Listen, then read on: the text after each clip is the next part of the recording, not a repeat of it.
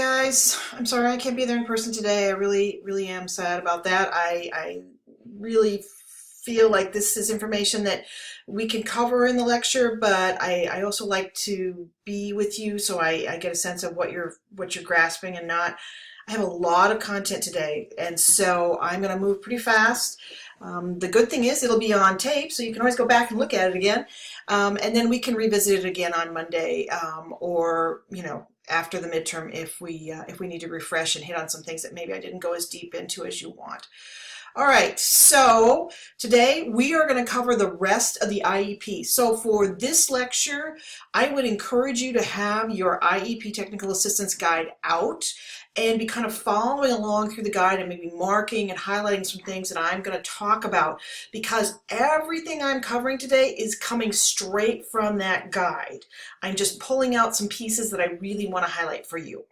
Okay, just some review questions for you. I am not going to ask you to do a whole lot with this, but I want you to be knowing these are the things I really, want you, go back, that I want you to remember. Remember, short-term objectives have the same components because they have to be measurable as an annual goal, right? Condition, performance criteria. And we talk about them being that important set of steps to achieving that goal.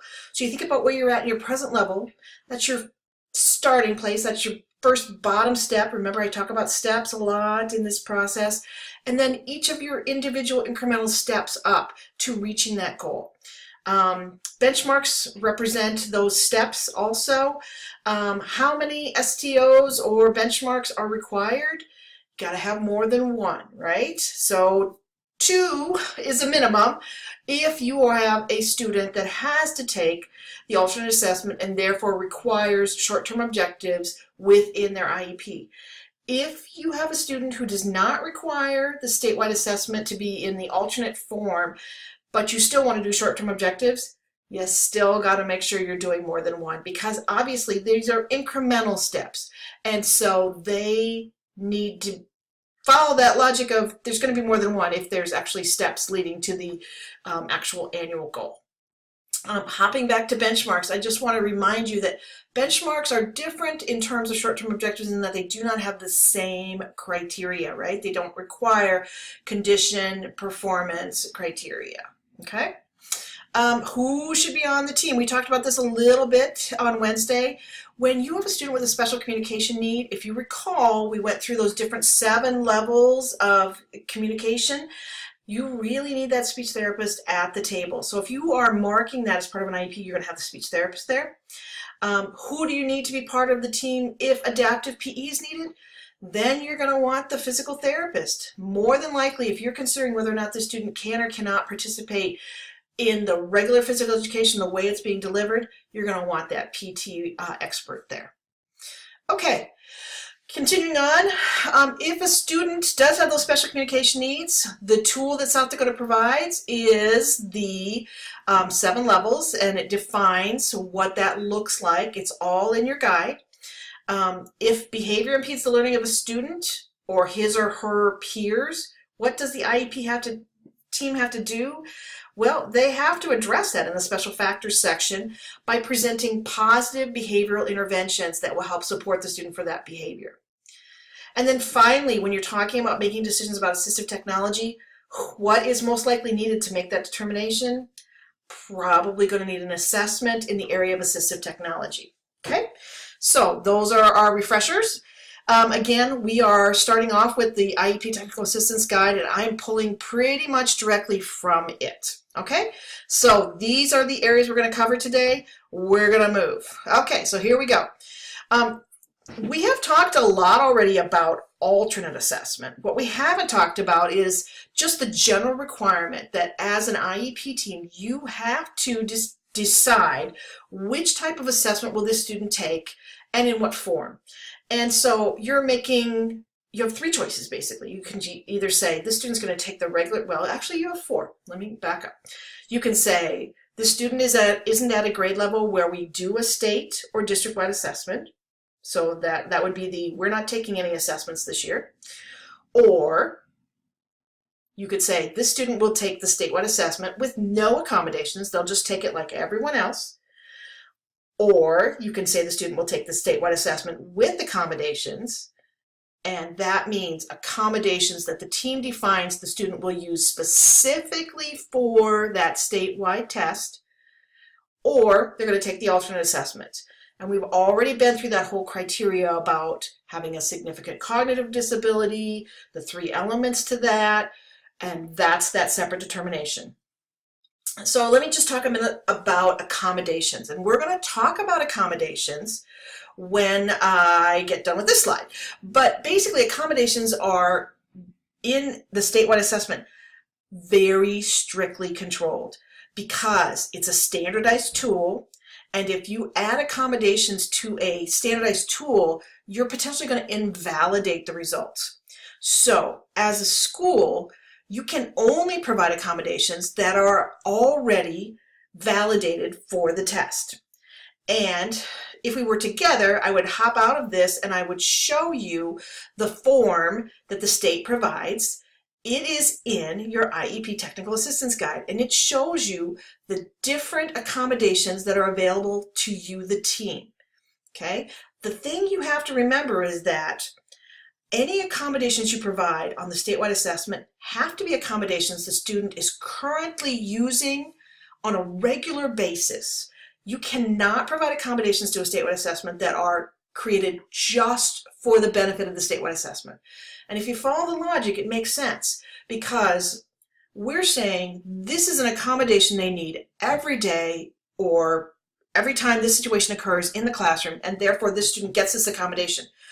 It follows, in order for them to show us what they know on the statewide assessment, that they should have the same accommodation.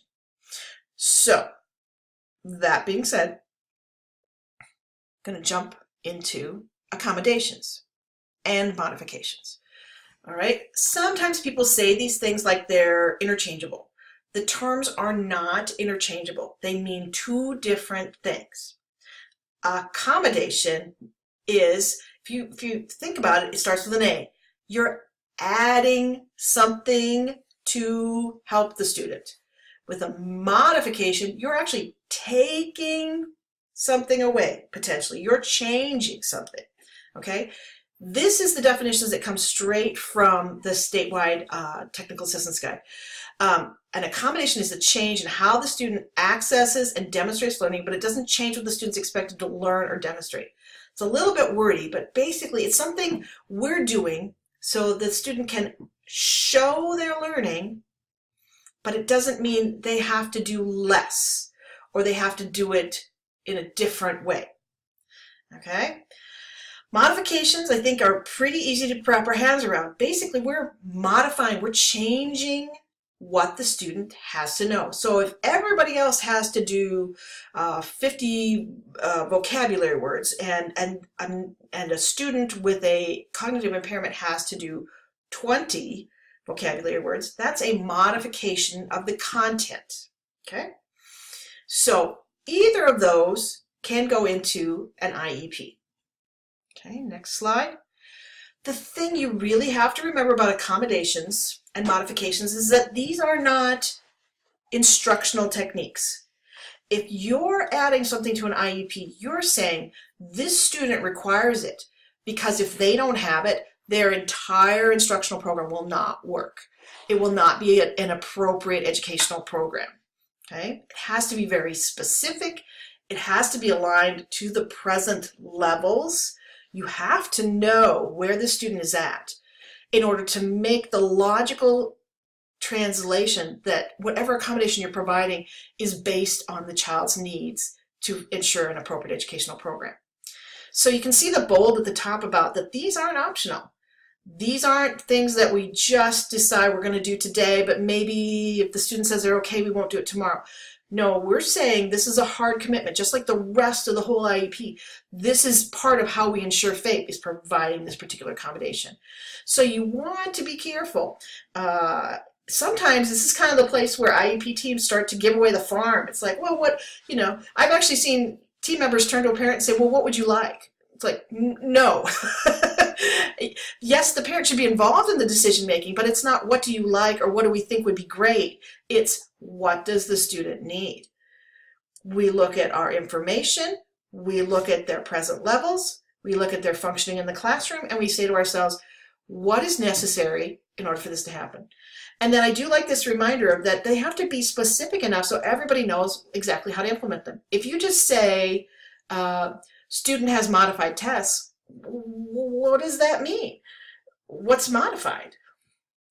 Now, if you say the student has a modified test where they have less multiple choice answers to choose from, for example, if everybody else has 4, this student will have 3 choices, okay? That's where we start to getting into clarity that everybody knows what's needed to be done. If the student is going to have an accommodation where they get more time to complete an assignment, you don't just want to say the student gets extended time. You want to be clear. You want to say this student gets an extra day to complete lengthy written assignments of more than a page. Okay, now we're talking about specifics. Okay, again, in your IEP Technical Assistance Guide, examples for you to look at. But I encourage you never to look at it as a menu of choices that we just want to add because they seem like great things. Lots of things on that list are great, just instructional practices that we use off and on as educators because it works. And it's needed for one day, but not for another. You must find the differentiation between this student needs it because it's a critical part of their educational plan and it will not work without it. Okay? All right. There's another section under accommodations and modification that talks about supports for personnel. Sometimes we need to ensure that our own personnel, teachers, teacher assistants, therapists, support staff like bus drivers, lunchroom folks, maybe they need some additional modifications or supports so that the student can make progress. Okay, I don't particularly like this example that comes straight from the state's tools. It says the student will utilize text-to-speech technology, electronic communication, or read aloud for reading assignments and quizzes. That to me is just a list of accommodations. I would say another support for personnel might be, I'd go a little bit farther with this and say teachers will be trained in the use of the text-to-speech communication device. That is support for personnel. So I don't think this statement goes quite far enough because you aren't seeing the connection to personnel. That is the critical part of this is, are we helping the personnel who need to be responsible for this accommodation with the training that they need? Or maybe they need, a 10-minute window where they can stop and run enlarged copies because it's it's a teaching assistant's responsibility to take the handouts and blow them up so that a student with visual impairment can see them. So that might be a support. You have to set aside time for them in their day so they can get that done. So it's training or anything necessary that would support individuals to be able to carry out the goals and follow through with those modificational supports. Okay. Here's a big takeaway also on accommodations and modifications, which is do not list an accommodation or a modification as needed or at the discretion of the teacher. And again, this is in your guide, but if you remember what I said, this is a critical part of the IEP. It's there to ensure FAPE. It's not optional, it's not extra, it's not just when we feel like it. It's a critical component of ensuring the plan will be providing educational benefit. And so when you go to define an accommodation or modification, you want to say when the student needs it. And you can see examples of that again in the guide, but it's never going to be at the choice of the student or as needed. It needs to be very much locked down in every time there's a test, the student will have the test read out loud to them. Or every time there's a multiple choice exam, we will reduce by You know, there will only be 3 choices presented versus 4 or 5. Okay. All right, the next part of the IEP, really important section where we define what services we're actually going to deliver. This is the specialized instruction and the related services, if the student needs them, that are going to be provided to the student. Okay, again, straight from the IEP Technical Assistance Guide, it says it has to be documented. Okay, you have to talk about the amount of time the student is removed from their typical peers, and then list where these services occur. And so you can see right on the slide there examples. If they are getting articulation, how many times are they getting it, and where are they getting it? Written language, how many times a day, and where is it happening? Okay. So the idea behind description of services is that you need to make it clear to everyone what exactly this student is getting for services. Here's some more language that you want to think about. The description of services has to reflect each skill area affected by the disability in which the student was determined to be eligible. So remember, think all the way back to the present level. Remember, we write strengths and needs in each area that's affected by the child's disability, right? So then, you know, if I wrote a goal for reading and writing and math, there should be services aligned to each of those skill areas. Okay? Make sense? Should make sense, right? Because you got goals for them. Because you're working on them. Everything builds. You follow me now with the whole stair-step analogy? I kind of keep hammering that, but I really want you to walk away from this going, I understand how these things all connect. One more piece of the puzzle, services. Services are going to align to your present levels and your annual goals, because that's what you're working towards. How are you going to impact those annual goals? Through your services. Okay? So each area listed under description of services should link to a goal based on individual need identified through evaluation. Okay? Also remember that places where students receive services are not the skill areas. A study hall isn't a skill area. They may get some services in a study hall, but you have to talk about what are we working on in that study hall. Maybe it's our time when we focus on reading fluency. So where it happens is study hall, but the skill area that's being affected is reading fluency. Okay.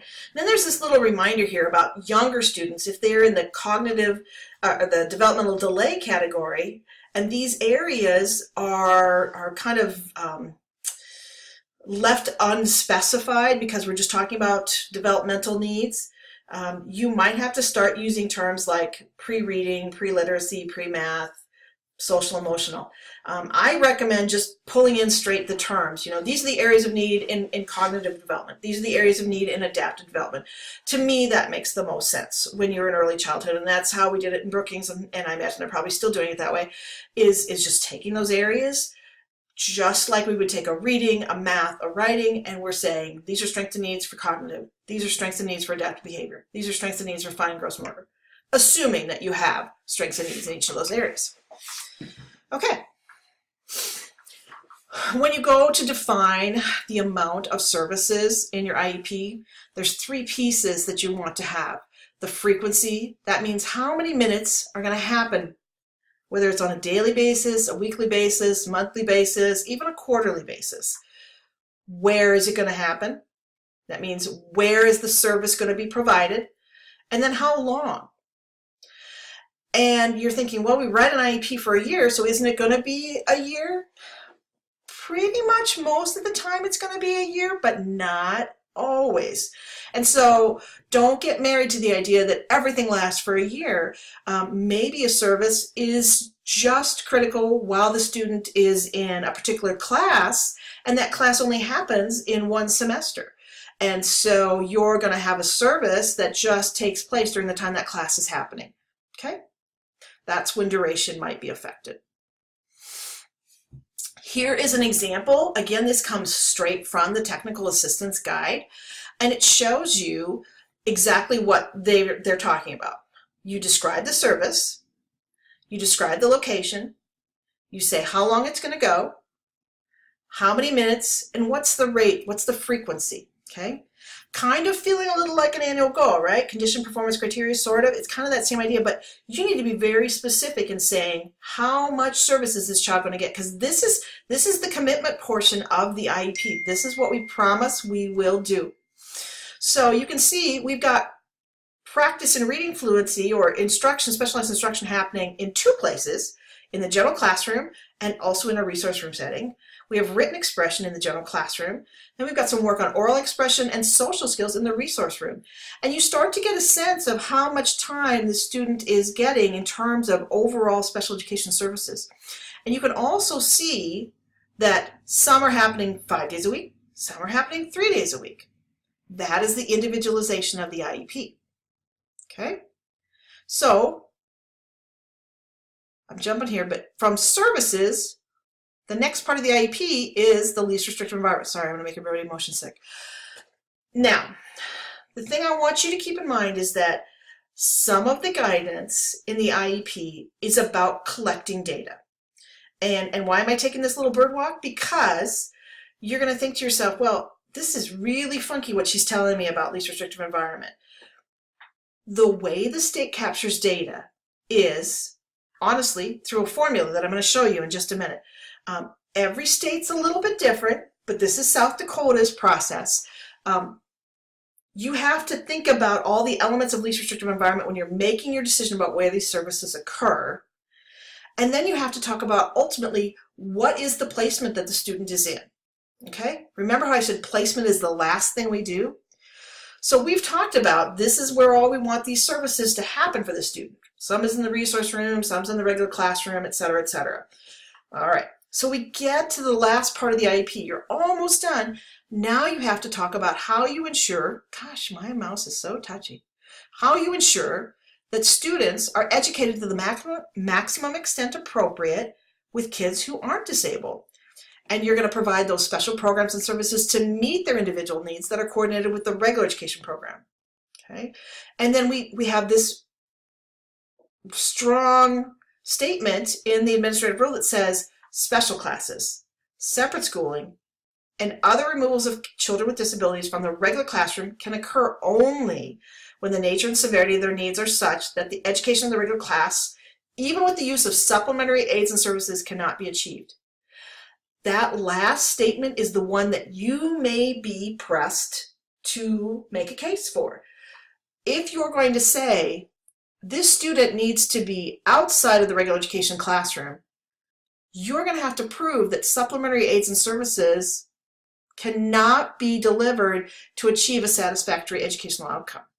Okay? And that might mean trying a lot of different things in the classroom before you start moving a child out. Okay, continuing on, this is another administrative rule that governs the process for making these placements. We know there's a continuum, and if you remember your foundational work from 236, these are the different levels of services, okay? The regular classroom is home base, least restrictive environment.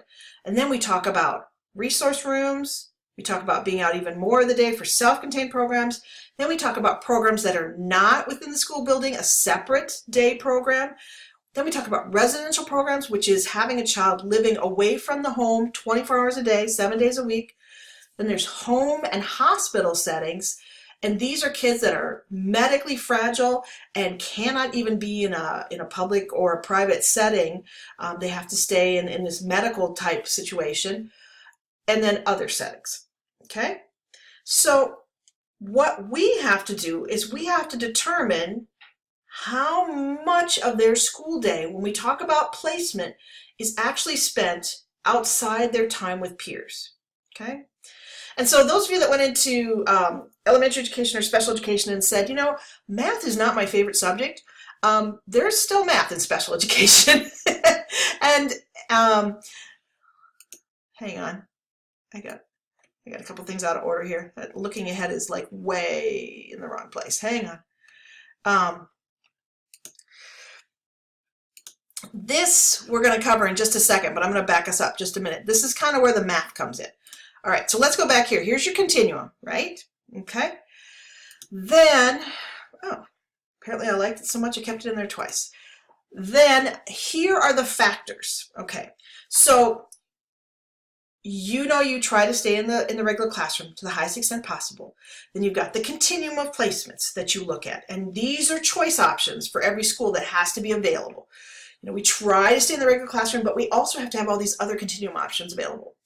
And then we get the guidance from this administrative rule that says these are the factors you have to keep in mind when you're making this decision. Okay, first is that it has to be individually determined, which makes perfect sense, right? It's a component of the IEP process. We have to decide. We don't just say, well, everybody who has been identified with autism goes to that room. That's not how these decisions get done. They're made based on each child on an individual basis. Then the second is that provisions are made for appropriate classroom or alternate settings in order to implement their IEP. Third, unless the IEP requires some other arrangement, the child's educated in the school that they would normally attend if not disabled. Okay, this is sometimes a sticking point. If you have a special program that is just for a smaller subset of maybe more complex kids' needs, it's potentially not in the child's home building, the home school that they currently attend. And so as a public school, you may say, we would like him to be with his peers, but his needs are such that he really needs to be served in this particular program.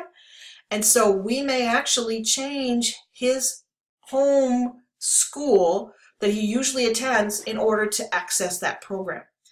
If you start doing things like that, then as a school district, you're certainly going to be responsible for transporting that child to that program because that's how they're going to access their educational program. And then finally, you have to ensure that the placement you make isn't going to produce a harmful effect on the child or reduce the quality of services. Saying you can't keep the child in a lesser restrictive setting and have it hurt the child, and you can't let it reduce their quality of services. Okay, so whatever setting you pick cannot be harmful and can't reduce the quality of services. And then finally, that students are not removed from education in an age-appropriate regular classroom because of the modifications needed. You can't remove a child because you're saying, I have to modify this particular set of requirements for this student. Okay. All right, so here's where the math comes in. This is how South Dakota captures placement data for every student. And basically what happens is we tally up the amount of time that the student's removed from his or her peer group to determine their placement. And this is where it starts to kind of like, I feel like I'm on another planet, because they may spend the good amount of time in the regular classroom, so it feels like they're in the regular classroom, but by the time you do the calculations, they actually turn out to be in a category that would place them as being considered having a resource room placement or a self-contained room placement. Okay, so let's just kind of go through this. Go back there. Okay, so the first part of the formula under A, you have to count the total number of minutes in your district's week. So you know when school starts and when kids are dismissed, and you just count up the minutes. Then you take the number of minutes that the student is removed for special education. So if there's, they're giving you an example here in the gray. They're saying if there's 2,100 minutes in a week and they are out of school 610 minutes, out of the general classroom, 610 minutes to get special education, then you do A, B, A subtract B and get the number of minutes that they're in general education. And then you just do that simple dividing, 1,490 divided by 2,100 to come up with the percentage of time that the student is in the general education environment. Okay. And right now, we can say they're spending 71% in the general education environment. Now, when you go to look at the definitions for placement, and I may actually pop us out of this particular slide to get us to there it is. Here, hang on. I'm going to bring it over. Woo, there we go. Look how easy that was. I want you to see Okay. So you see how we came up with that? There's where I took that from right there. There's your formula. And then here's where it starts to get funky. The state has placement codes. Remember that rule that told us about all the different placements you have to have?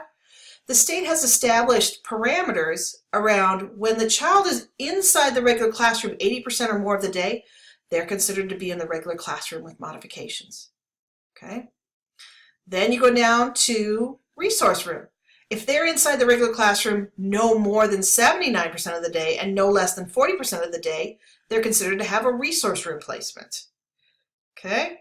Here, over here, now it's self-contained. They're inside the regular classroom less than 40% of the day. And then after that, once you're out of the school setting, it's clear you're on a day program, or if they're living there, they're residentially, et cetera, et cetera. So this, for school-age kids ages 6 through 21, is how you determine the placement. Okay? So you've decided where services occur, but you haven't determined placement. Okay? So you do the math. Sorry to give everybody motion sickness. You do the math, and then you figure out where they're at on the placement categories. Okay? Now, over here, you're going to see placement codes for ages 3, 4, and 5. That's because it's different for preschoolers. Up through age 5, even if I'm in kindergarten, we're using these categories. Okay? And what's happening with these categories is it is trying to reflect what is more typical and natural for preschool age children. And so you determine if they're in an early childhood program for 10 hours more a week that includes non-disabled peers, and they receive their special education in that regular early childhood setting. Or are they in an early childhood setting 10 or more hours a week and includes at least 50% non-disabled, and they receive their special education in another location?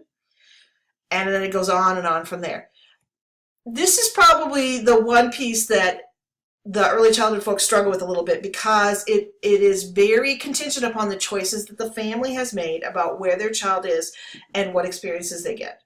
Most early childhood is delivered in school-based settings, although there are some integrated programs out there where providers are working right alongside a Head Start program, or they have an embedded preschool within their public school setting, and that's how they're delivering those services.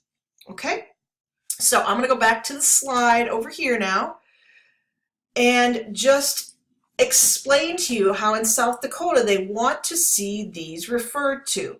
Okay, in South Dakota we have a process that we call accepting and rejecting the different placement options.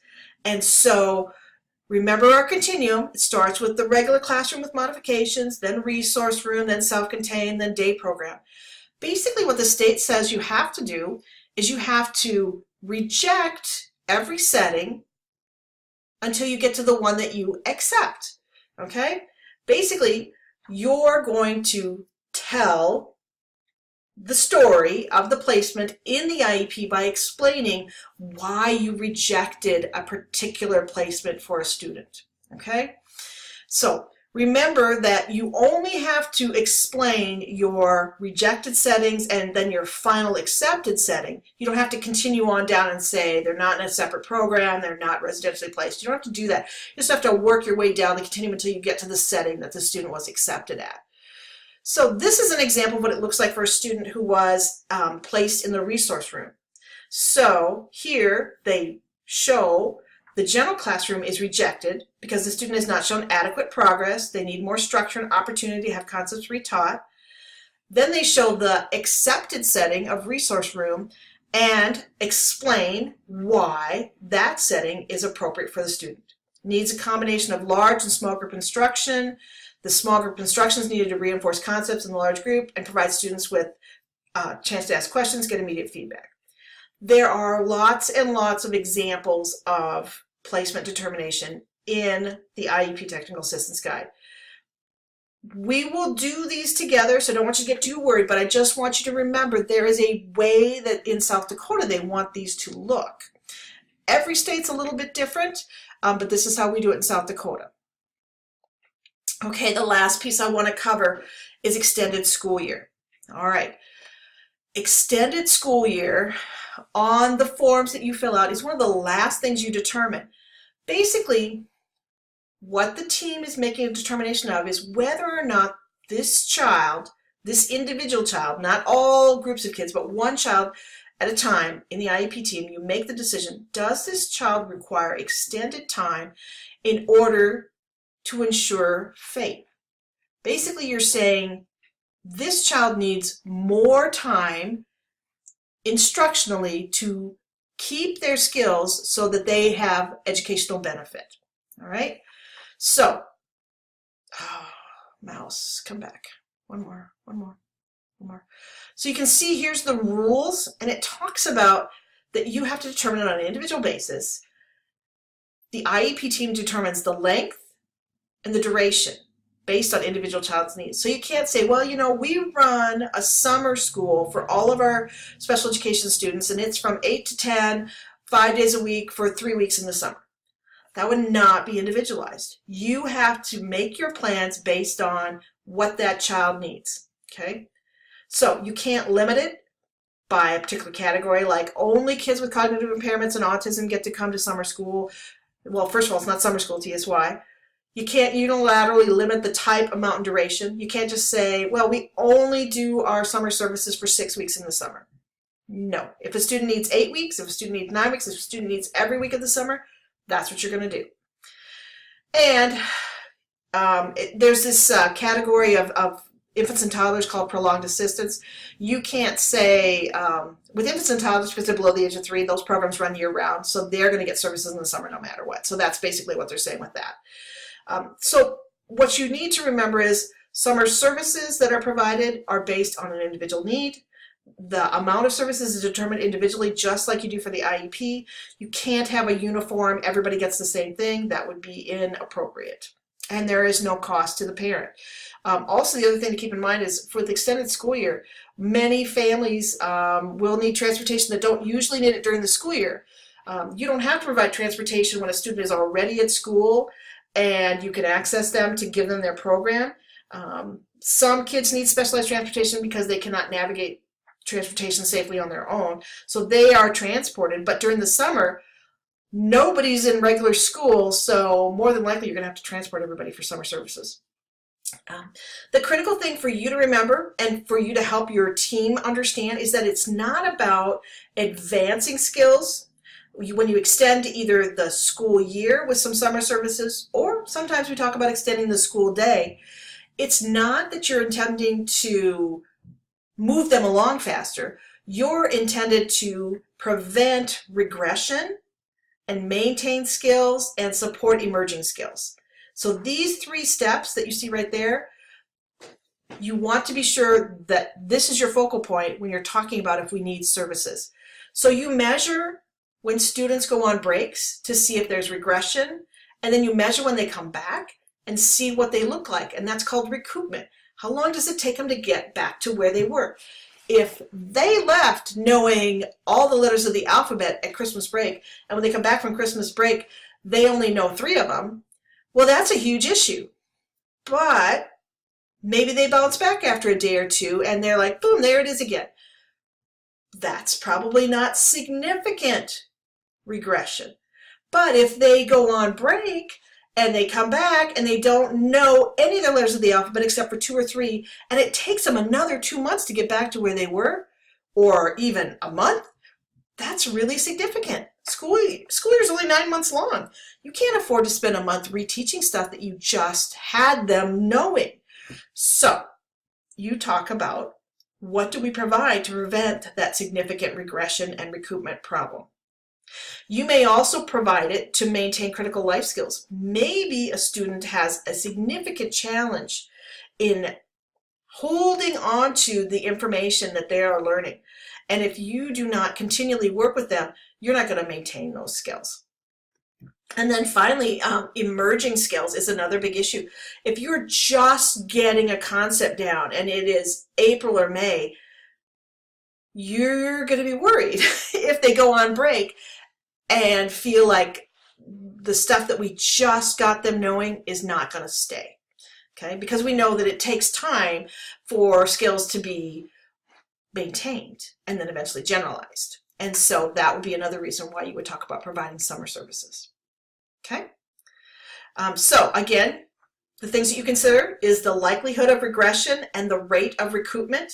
Everybody loses a little something over breaks, even weekends, but how quick does it come back? Okay? Does it take an inordinate amount of time? Then they probably need summer services or an extended day. Again, if that break in services is going to halt their progress over developing critical life skills, or if it's going to interrupt their learning at a significant breakthrough period of time, they're just emerging with a skill set. And then the last piece is if it's going to intensify interfering behaviors like aggression and self-injury. My daughter is a great example of this. I'm sure she probably would qualify under some of these anyway, you know, like emerging skills or regression and recoupment. But for her, if her program ended in May and didn't pick up again until the end of August, we would have a significant increase in interfering behaviors, and it would be very, very detrimental to her. So, so she receives continuous services all year round. Okay. So, believe it or not, we made it all the way through. I thought that would take us longer, but because you can't ask me questions, it just went really fast. Sorry. All right, so what I want you to do, I'm going to post this, and you will have a forum that I want you to go on and answer a few questions, react to a couple things. I'm not going to ask you to react to each other. That's fine. I just want you to post so I see some feedback on this lecture, and I will use that for attendance. On next week, Monday, we're going to review the midterm. That is 100% student-led. I'm not going to have any PowerPoints up. I am just going to stand at the ready, and you're going to fire away and ask me whatever you want to ask me based on the study guide, things that you want to go through, things you want to practice again. It's all going to be up to you guys. So you're leading the discussion on Monday. Midterm, of course, on Wednesday. We're going to go on break. Then when we get back, we're going to be spending time on planning and holding meetings.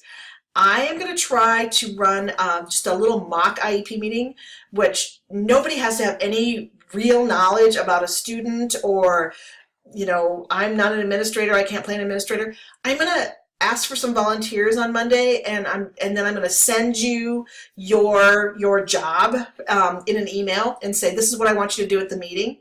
And then we're just gonna kind of role play it a little bit. Okay, I think it'll be kind of fun, but I want to have something to actually chew on a little bit as we talk about planning good meetings and what to do when things don't go quite the way you planned. Okay, all right, so there's that looking ahead, which I clearly had in a different place in the IEP or in the today's PowerPoint. That's all I have. I appreciate everybody being patient with me while I deal with the weather. So I'm really sorry. Again, I can't be there in person. We'll see you on Monday. God willing, I heard there's another storm supposed to be coming, so I'm hoping that it won't be so interfering. All right, have a good weekend, everybody. Take care.